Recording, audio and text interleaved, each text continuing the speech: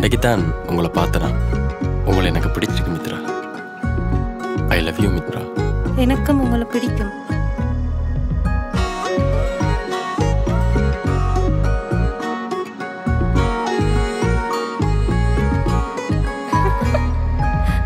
சொல்ல போனா இந்த உலகத்துல எதுவுமே பெர்ஃபெக்ட்டா இல்லை.